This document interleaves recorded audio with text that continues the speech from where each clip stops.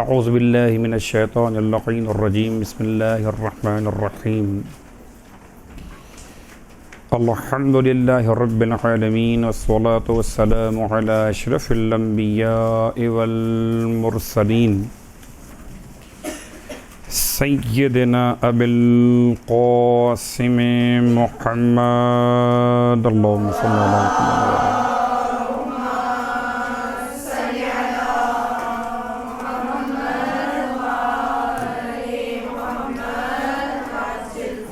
وقال أهل بيته الطيبين الطاهرين واللعنة الدائمة على أعدائهم أجمعين أما بعد فقد قال الله تبارك وتعالى في كلامه الحميد وفرقانه المجيد قوله الحق وهو أصدق القائلين بسم الله الرحمن الرحيم وَقَضَى رَبُّكَ أَلَّا تَعْبُدُوا إِلَّا إِيَّاهُ وَبِالْوَالِدَيْنِ إِحْسَانًا إِمَّا يَبْلُغَنَّ عِندَكَ الْكِبَرَ أَحَدُهُمَا أَوْ كِلَاهُمَا فَلَا تَقُل لَّهُمَا أُفٍّ وَلَا تَنْهَرْهُمَا وَقُل لَّهُمَا قَوْلًا كَرِيمًا وَاخْفِضْ لَهُمَا جَنَاحَ الذُّلِّ مِنَ الرَّحْمَةِ وَقُلْ رَبِّ ارْحَمْهُمَا كَمَا رَبَّيَانِي صَغِيرًا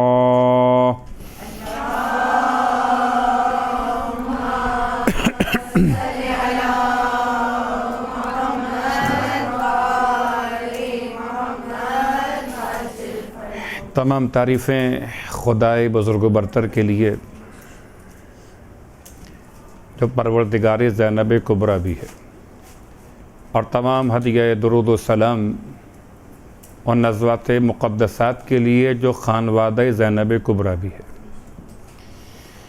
الحمدللہ الذی جعلنا من المتمسکین بالقرآن العظیم وجعلنا من المتمسکین بولایت علی ابن ابی طالب علیہ السلام۔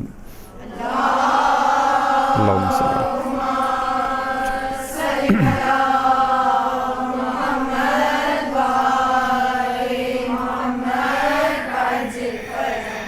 اما بعد، طالبات آپ کی خدمت معظم میں مختلف عناوین کے اعتبار سے علماء آ کر اور اساتذہ آ کر اپنا پیغام پہنچایا کرتے۔ ہمارے اس درس کا عنوان ایک عنوان تو نہیں بلکہ ایک سے زیادہ عناوین ہیں۔ آج بھی انشاءاللہ کوشش کریں گے کہ کچھ حق ادا کیا جا سکے۔ پہلا عنوان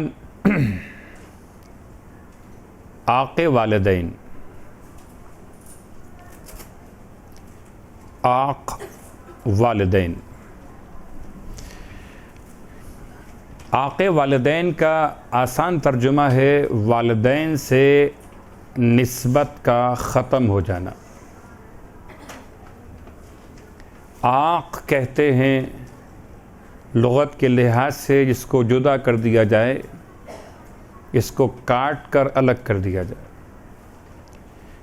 اس میں کوئی شک نہیں کہ عاق والدین کی نسبت تو اپنے مقام پر رہتی ہے، لیکن عاق ہو جانے کا مطلب کہ والدین اس کو اپنے آپ سے الگ کر کے نافرمانی کے عنوان میں معصیت کے حوالے سے جدا کر دیتے۔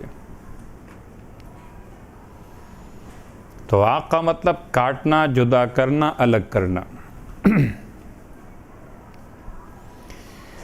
عاق والدین یقیناً ایک بہت بڑا گناہ،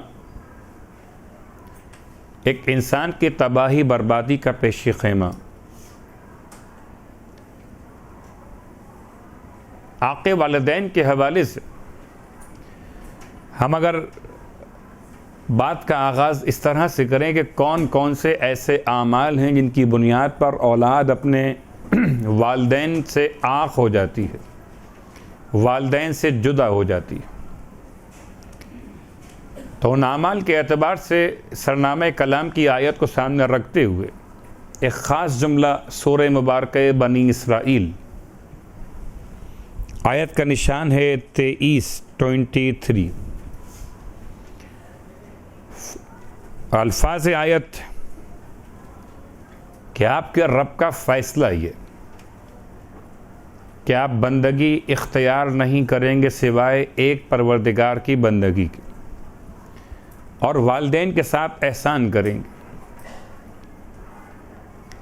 والدین میں سے کوئی ایک یا دونوں اگر آپ کے پاس موجود ہوں اور بڑھاپے کی منزل پر آ جائیں۔ اب یہاں تک تو قرآن نے تمہید باندھی ہے۔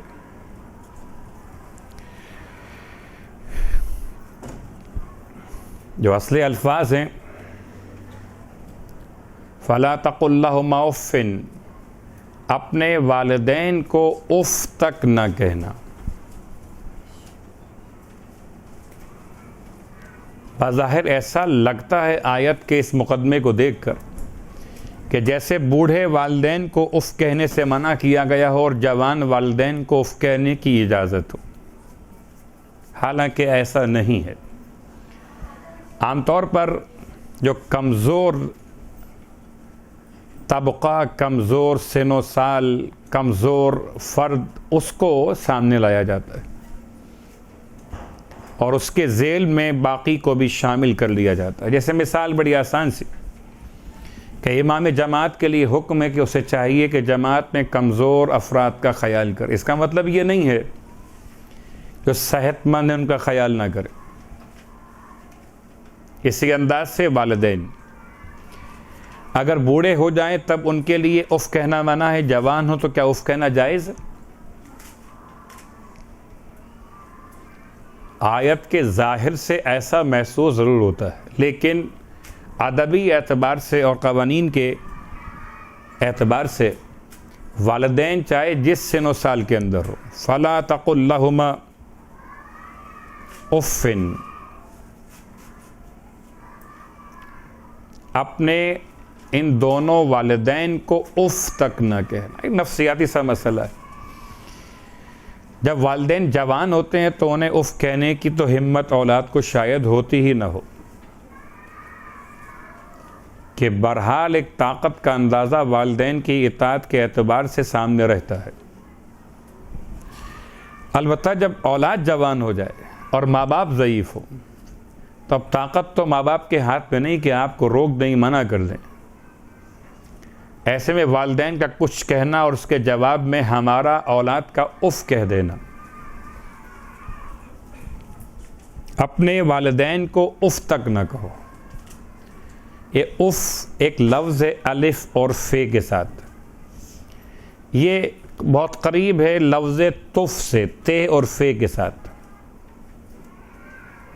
شاید اردو میں کہیں آپ نے اس کو سنا بھی ہو، تف ہو تم پر، یعنی ایک برے کلمات کے اعتبار سے ایک اچھائی نہ اختیار کرنے والے کے لیے، ایک غلط بات کہنے والے کے لیے تف کہا جاتا ہے کہ تم نے یہ کیا بات کر دی، تم پر تف ہو، یعنی تم پر برا کلمہ ہو، تمہارے الفاظ خراب ہیں، تمہیں کیا ہو گیا۔ اف اور تف استعمال ہوتے تھے پہلے کچرے اور غلاظت کے ڈھیر کے لیے عربی زبان کے اعتبار سے، بعد میں اس کا استعمال کچرے اور غلاظت کے ڈھیر سے الفاظ کی طرف منتقل ہوا کہ جن الفاظ سے برائی، جن الفاظ سے کسی کی شان کی پامالی، بے احترامی سامنے آتی ہو۔ یعنی عجیب بات ہے کہ یہ الفاظ اف ایسے الفاظ میں شامل ہے کہ جس سے ایسا لگتا ہے کہ الفاظ نہیں کہے گئے بلکہ ماں باپ کو اٹھا کر کچرے کے ڈھیر پہ ڈال دیا گیا، غلاظت کے مقام پر رکھ دیا گیا۔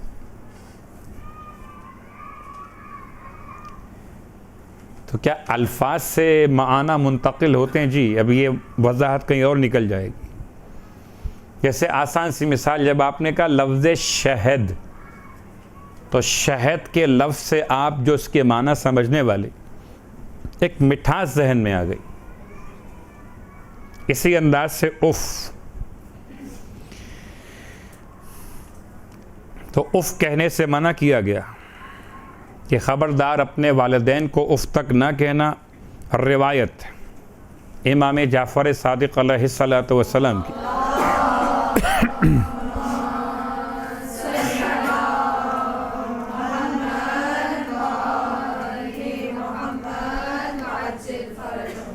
فرماتے ہیں لو علم اللہ شیئن، اگر اللہ جانتا کسی شے کو، ہوا ادنا من اف، جو اف سے بھی کوئی اور کمتر لفظ ہوتا. اس کے دو مفہوم ہو سکتے ہیں. ایک اف کا استعمال اس اعتبار سے کہ عربی زبان میں کم از کم جو کلمہ بنتا ہے وہ 3 حرف پر مشتمل ہوتا ہے. یہ 2 حرف پہ مشتمل کلمہ، ایک تو اس لحاظ سے کہ کلمہ ہی مختصر ہے، اس سے مختصر کلمہ عربی میں نہیں ہے.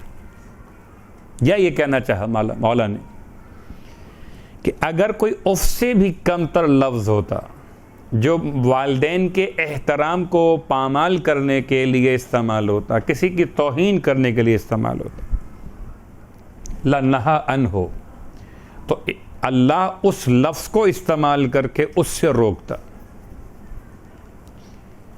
یعنی اف کا مطلب اف مراد نہیں کہ اف آپ کہیں تو یہ ہوگا، بلکہ اس سے مراد آپ کی اپنی زبان میں سب سے کم تر جو کلمہ ہو. اردو آپ کی زبان اگر ہے تو آپ کی زبان کے اعتبار سے سب سے کم تر کلمہ. امام فرماتے ہیں وَهُوَ من ادنى العقوق، اف کہنا یا اف سے بھی کمتر کوئی کلمہ کہنا یہ کم از کم عقوق والدین کی پہلی شکل ہے. یعنی والدین کو مارنا، زبان چلانا، غصے سے بات کرنا، ان پر چیخنا اور چلانا تو بہت بڑی بات ہے.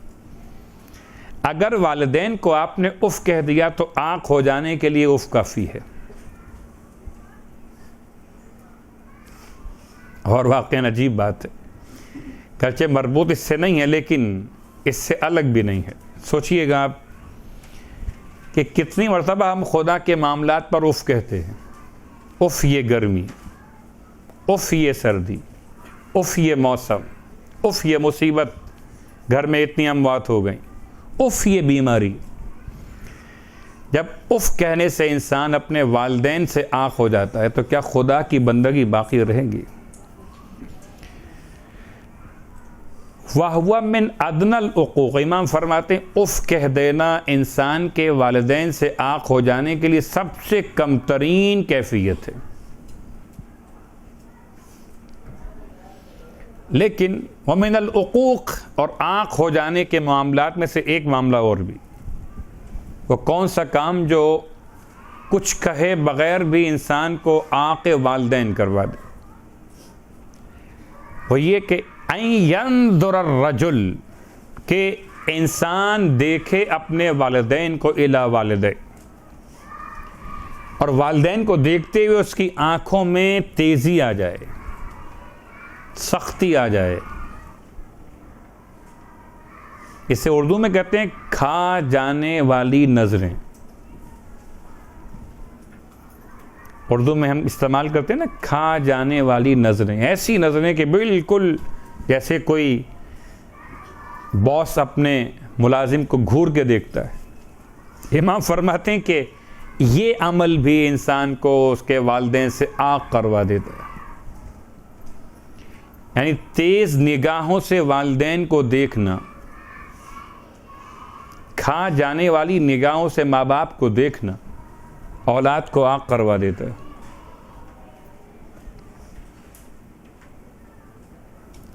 آنکھ والدین، ہم نے 2 بات مکمل کی. پہلی بات کہ لفظ اف کا استعمال یا لفظ اف سے کمتر کوئی آپ کی اپنی زبان میں کوئی اور لفظ استعمال ہوتا ہو، اس سے توہین ہو سکتی ہو والدین کی، وہ مراد لیا جائے گا. نمبر 2، اولاد کی نگاہوں کی تیزی اور شدت ماں باپ کے چہرے کو دیکھتے ہوئے اولاد کے آنکھ ہو جانے کے معاملات میں یہ عمل بھی کافی ہے۔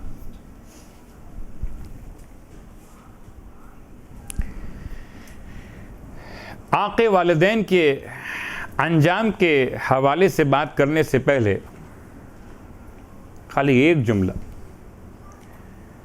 ایک متفق علیہ روایت سرکار ختم یہ مرتبہ احمد مجتبیٰ محمد مصطفیٰ صلی اللہ علیہ وآلہ وسلم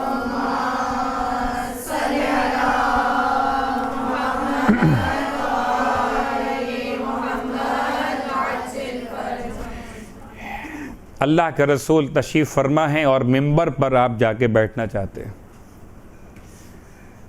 آپ نے ممبر پر پہلا قدم رکھا، آپ کے اصحاب نے آپ کی آواز کو سنا، اللہم آمین،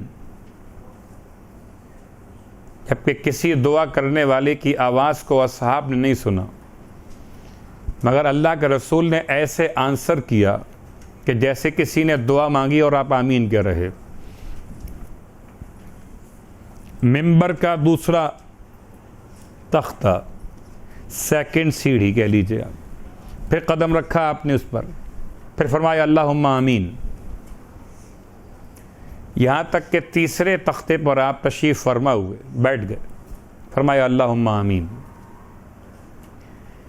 یا تینوں مرتبہ دعا کے اجابت کے الفاظ تو سنے گئے کہ آپ نے آمین کہہ دیا، لیکن کس نے دعا مانگی تھی، کیا دعا مانگی تھی، یہ نہیں معلوم تھا۔ اصحاب رسول نے عرض کی، یا رسول اللہ، ہم نے کسی دعا مانگنے والے کی نہ تو آواز سنی نہ دیکھا اس کو، اس نے کیا دعا مانگی جو آپ آمین کہتے؟ یہ بات یاد دلا دوں کہ اللہ کے رسول ہر کس و ناکس کی دعا پر آمین نہیں کہتے، اور آپ کے آمین کہنے کا مطلب پھر اس دعا کا حتمی طور پر مکمل ہو جانا ہے۔ اللہ کے رسول نے ارشاد فرمایا کہ ابھی جب میں ممبر پہ آ رہا تھا تو فرشتوں کا سردار یعنی کہ جبرائیل امین علیہ السلام مجھ سے کہتے ہیں، یا رسول اللہ، میں دعا مانگتا ہوں، وہ آمین کہیے۔ دعا نمبر 1، یا رسول اللہ، اسے ماہ رمضان نصیب ہو اور وہ اپنے گناہوں کو نہ بخشوا سکے، خدا اسے کبھی مغفرت نصیب نہ کرے۔ آپ نے فرمایا اللہم آمین۔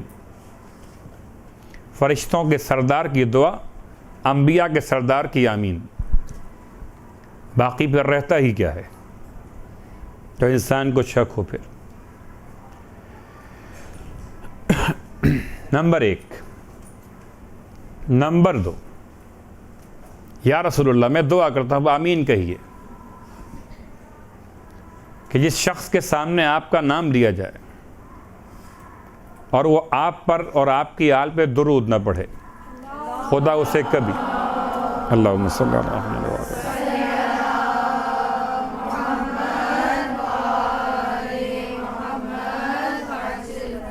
خدا اسے کبھی مغفرت نصیب نہ کرے۔ آپ نے فرما دیا اللہم آمین۔ نمبر 3، جس کو والدین میسر ہوئے ہوں، جس کو والدین نصیب ہوئے ہوں اور وہ اپنے والدین کی خدمت کروا کے اپنے گناہ نہ بخشوا سکے، خدا اسے کبھی مغفرت نصیب نہ کرے۔ آپ نے فرمایا اللہم آمین۔ تو والدین انسان کے لیے نعمت پروردگار، اور نعمت پروردگار بھی اس مقام پر کہ جہاں ان کا عاق کر دیا جانا انسان کی تباہی بربادی کا پیش خیمہ۔ ایک اور روایت، یہ روایت بھی اللہ کے رسول کی بارگاہ مقدس سے ہم تک پہنچی۔ فرمایا ایاکم وعقوق والدین، ایاکم وعقوق الوالدین، بچو والدین کے عاق کر دینے سے۔ فَإِنَّ رِيحَ الْجَنَّةِ، بے شک کہ جنت کی خوشبو توجد من مسیرت الف عام من 1000 سال کی مسافت کے فاصلے پر سے محسوس کی جاتی ہے. وَلَا يَجِدُهَا عَاقٌ مگر یہ خوشبو تک وہ عاق والدین نہیں پہنچ سکے. جنت تو بہت دور ہے، جنت کی خوشبو بھی اس کے لیے ممکن نہیں ہے کہ مل جائے. اس کو والدین نے عاق کر دیا.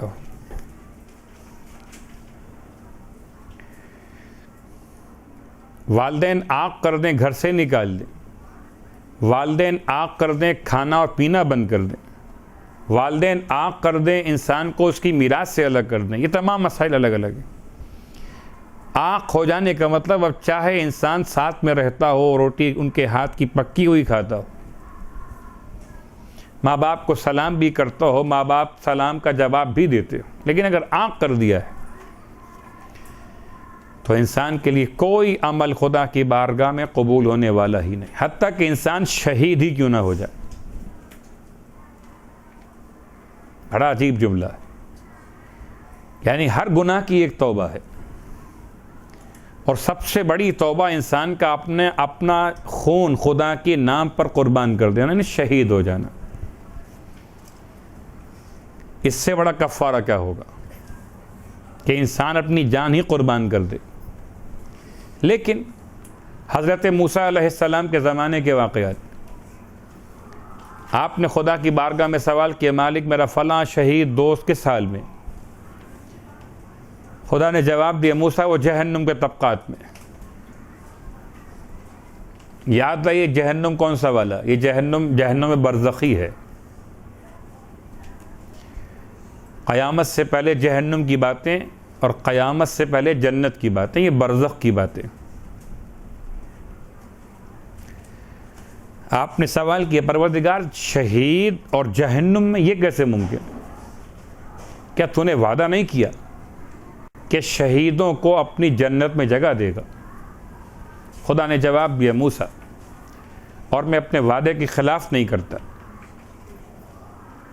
لیکن میں حقوق والدین کی صورت میں کوئی عمل قبول کرتا ہی نہیں.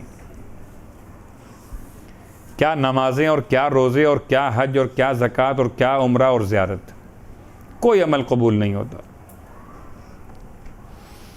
اگر انسان کو اس کے والدین عاق کر دیں تو انسان کا انجام تباہ کن ہو جاتا ہے. ہو سکتا ہے کہ آپ محسوس کریں دنیا میں عاق والدین بیٹھے ہوئے، بڑا مکان بنا لیا، دکان، کاروبار، روزگار، سب کچھ، اولاد، سب کچھ. شاید ہم پریشان ہو جائیں کہ عاق والدین کی دنیا تو آباد ہو رہی ہے. جواب میں اتنا عرض ہے کہ دنیا تو کافر کے لیے جنت قرار دی اور مومن کے لیے قید خانہ ہے. کسی کے آرام دنیا کو دیکھ کر اس کے اعمال کا فیصلہ نہیں ہو سکتا، اور کسی کی غربت دنیا کو دیکھ کر اس کے اعمال کا فیصلہ نہیں ہو سکتا کہ کون مومن ہے اور کون غیر مومن. ہو سکتا ہے کہ دنیا آباد مگر دل ویران ہو یاد خدا سے، ہو سکتا ہے دنیا ویران مگر دل آباد ہو یاد خدا سے. تو عاق والدین، شہید بھی ہو جائے انسان اگر، تب بھی جنت میں نہیں جا سکتا. جنت تو بہت دور کی بات، جنت کی خوشبو جو 1000 سال کی مسافت سے آتی، یہ عاق والدین وہاں تک بھی نہیں پہنچ سکتا.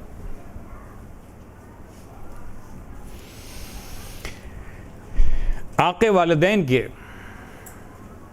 اس انجام کو دیکھتے ہوئے صرف ایک چھوٹی سی روایت، اور یہ روایت حدیث قدسی ہے. حدیث قدسی کا مطلب اللہ کا رسول نے جو پیغام قرآن مجید کے علاوہ خدا کے الفاظ کے ذریعے ہم تک پہنچایا، وہ حدیث بھی ہے اور قدسی بھی ہے. فرماتا پروردگار اور اس کے حبیب ہم تک پہنچاتے ہیں، لو آتانی العاق لوالدہ بأعمال الانبیاء، اگر کوئی عاق والدین اتنے اعمال کر لے جتنے سارے انبیاء نے کیے تھے. ویسے تو یہ بات ناممکن سی لگتی، لیکن ایک فرض کر لیتے کہ اگر کوئی اتنا متقی پرہیزگار ہو کہ انبیاء کے اعمال کے برابر اعمال کر لے، اور خدا کا یہ فرمان لو آتانی العاق بوالدہ، اگر کوئی شخص والدین کا عاق شدہ بأعمال الانبیاء، انبیاء کے اعمال کے برابر اعمال لے کر آ گیا، لم اقبلھا، میں اس سے اس کا کوئی عمل قبول نہیں کروں گا. ایک تو انسان اعمال کر کے ہی نہ جائے تو ٹھیک جہنم ہے اس کے لیے، جب نہ نماز، نہ روزہ، نہ حج، نہ زکوٰۃ. لیکن ایسا انسان زیادہ بدبخت ہے کہ جو اعمال کر کے جائے اور پھر اعمال کام نہ آ سکے. یعنی مشقت یہاں کرتا رہا عبادت کے نام سے اور وہاں کسی کام نہ آ سکی. ایک بات تو واضح ہو گئی، اگر عاق والدین انبیاء کے اعمال کے برابر اعمال کر کے جائے تو خدا اس کے اعمال قبول نہیں کرتا. اور اگر کوئی عاق اہل بیت ہو تو کیا ممکن ہے کہ انبیاء کے اعمال کے برابر اعمال کر کے جائے اور اعمال قبول ہو جائیں؟ جب خدا والدین کے مقام کو اتنا ملوث رکھتا ہے کہ لم اقبلھا، میں اس سے اس کا کوئی عمل قبول کرنے والا نہیں.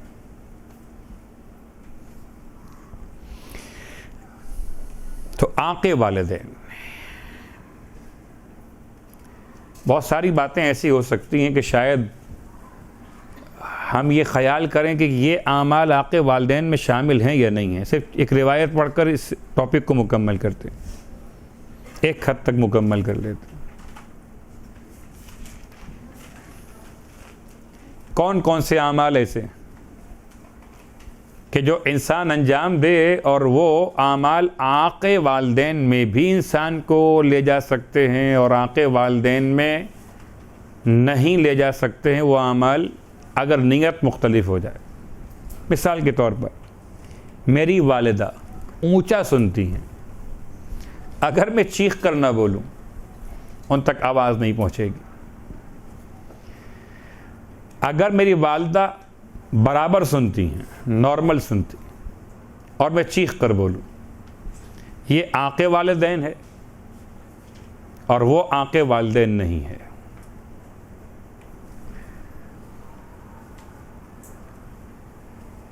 والدین کے احترام کے اعتبار سے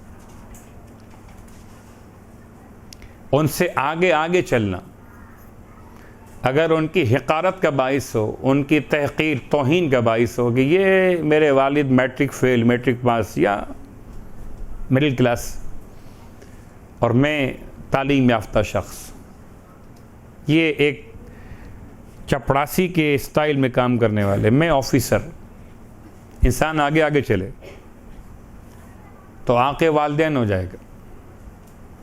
لیکن اگر آگے اس لیے چلے کہ کوئی گڑھا ایسا نہ ہو جس میں بابا کا پاؤں سلپ ہو جائے ان کو سنبھالنے کے لیے، تو یہ عاق والدین نہیں، خدمت والدین ہے.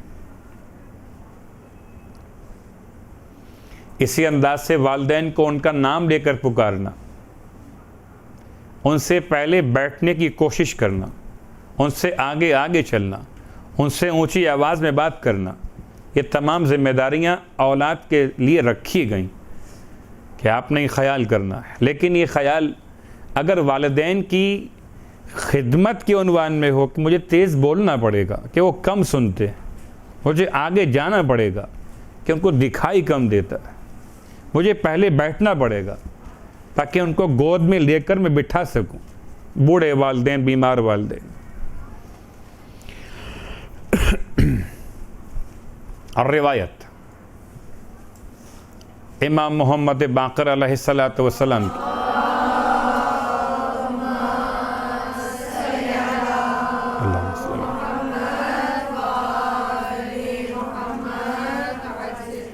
ارشاد فرماتے ہیں کہ میں نے اپنے بابا کے ایک چاہنے والے کو دیکھا،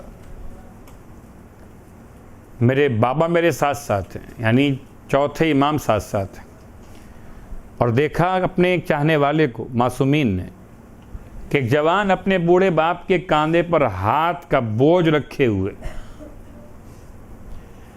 جیسے اس زمانے میں اسٹائل تھا کہ جو لوگ امیر ہوتے تھے وہ غلاموں کے کاندھوں پر ہاتھ رکھ کے چلتے تھے، غلاموں کے کاندھوں پر۔ یہ جوان اپنے بوڑھے باپ کے کاندھے پر ایسے ہاتھ رکھ کے چل رہا۔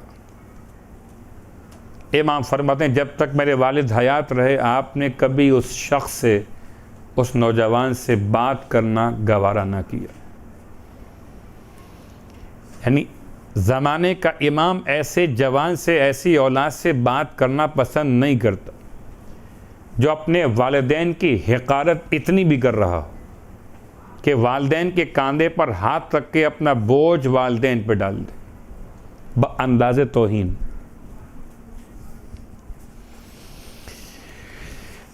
مسئلہ یہ کہ عاق والدین کب تک ہو سکتا ہے، یعنی یہ اس کی کوئی لمٹ بھی ہے؟ جب تک والدین زندہ رہیں آپ خدمت کیجئے عاق ہونے کے خوف سے، اور جب والدین انتقال کر جائیں تو اب کیا اجازت ہے کہ آپ والدین کے خیال کو دل سے نکال دیں، بھول جائیں ان کو؟ اب عاق نہیں ہو سکتے۔ یا بالفاظ دیگر اگر والدین اطاعت گزار چھوڑ کے مرے تو اب کیا خطرہ ہے عاق ہو جانے کا؟ جی ہاں، اب بھی خطرہ ہے۔ روایت امام محمد باقر علیہ السلام کی،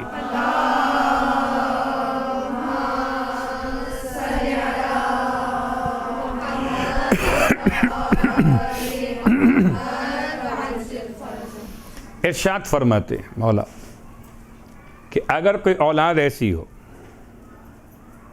جو اپنے والدین کی حیات میں، زندگی میں ان کی خدمت کرے، ان کی دعائیں لے، اور والدین اس سے خوش اور مطمئن ہو جائیں اور راضی ہو جائیں، اور وہ اطاعت گزار چھوڑ کے اپنی اولاد کو دنیا سے رخصت ہو جائے، اور اولاد اپنے ماں باپ کے مرنے کے بعد ماں باپ کو یکسر بھلا دے، کیسی مغفرت کی دعا، کیسا ایصال ثواب، کیسی قضا واجبات کی باتیں سب بھلا دے۔ امام فرماتے ہیں ایسی اولاد جس کو ماں باپ نے اطاعت گزار چھوڑا تھا، ماں باپ کے انتقال کے بعد ایصال ثواب، مغفرت کی دعا نہ کرنے کے جرم میں خدا اس اولاد کو اپنی بارگاہ میں عاق لکھ دیتا ہے۔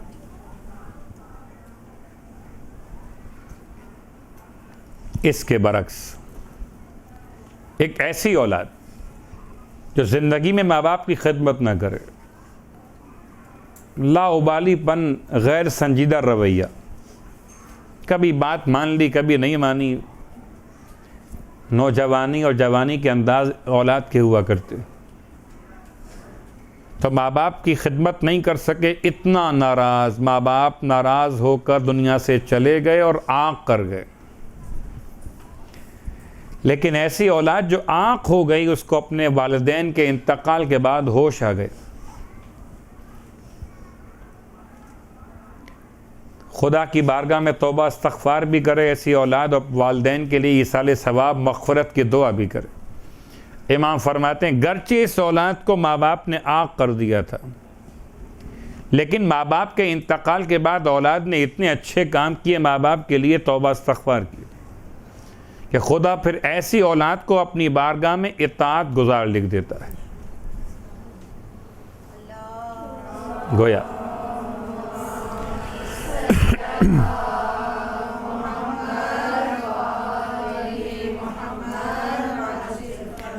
راستہ بند نہیں ہو گیا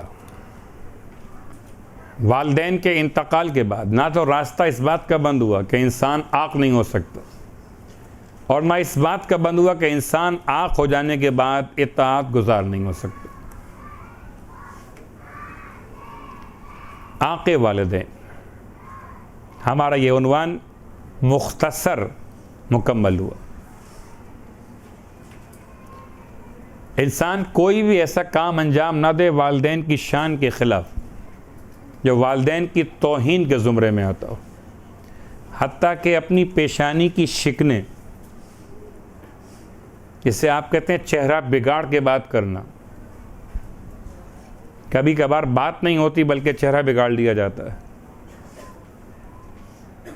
یعنی غصے کی نگاہ سے دیکھنا، اف کہنا یا چہرہ بگاڑ لینا، اور دیگر عوامل۔ وَلَا تَنْهَرْهُمَا، اپنے ماں باپ کو جھڑکنا مت۔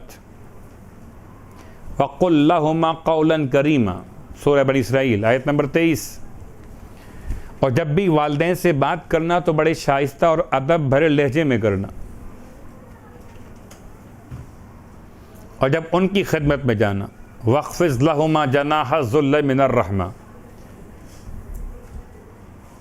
دو ہی مقامات ہیں جہاں انسان کو حکم ہے کہ اپنے شانوں کو جھکا کر رکھے، ایک خدا کی بارگاہ میں، ایک والدین کی بارگاہ۔ وَاخْفِضْ لَهُمَا جَنَاحَ الذُّلِّ مِنَ الرَّحْمَةِ وَقُلْ رَبِّ ارْحَمْهُمَا كَمَا رَبَّيَانِي صَغِيرًا۔